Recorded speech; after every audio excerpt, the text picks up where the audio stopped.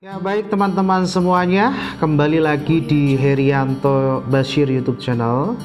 Pada episode kemarin teman-teman semuanya kita sudah membahas terkait dengan ilmu hukum. Nah sekarang kita akan membahas terkait dengan unsur-unsur hukum. Nah jadi untuk memahami hubungan antara ilmu-ilmu hukum dengan hukum tertulis, maka kita harus memahami terlebih dahulu unsur-unsur hukum, atau yang di dalam bahasa Belanda disebut dengan gegeven van het recht, unsur-unsur hukum.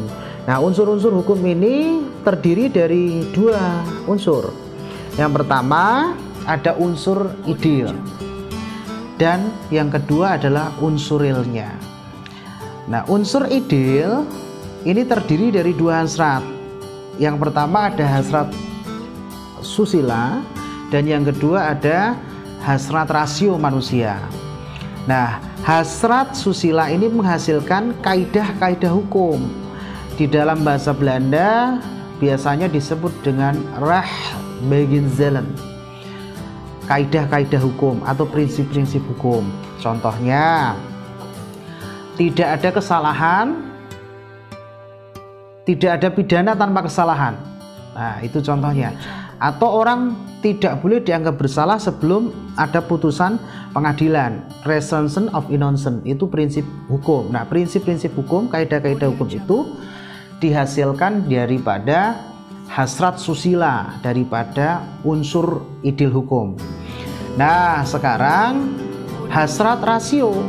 Hasrat rasio ini yang akan menghasilkan pengertian, definisi-definisi daripada hukum, atau yang dalam bahasa Belanda disebut dengan rechtbegrippen, pengertian-pengertian hukum, seperti pengertian tentang subjek hukum, tentang hak dan kewajiban secara definisi. Nah, itu ruang lingkup unsur ideal di dalam hukum. Nah, sekarang unsur real.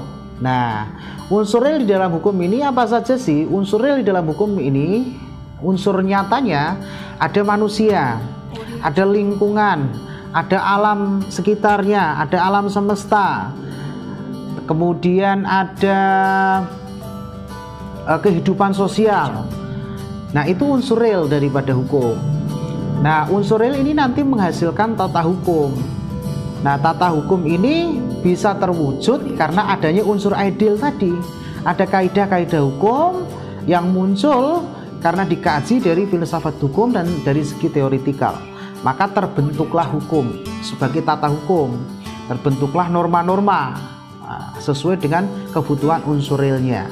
Nah, jadi untuk memahami hubungan antara ilmu dan hukum tadi, antara kaidah ilmu, pengetahuan, dan unsur-unsur hukum, maka terbentuklah hukum yang nanti digunakan sebagai standar sumber hukum material dan sumber hukum formil untuk membuat suatu norma.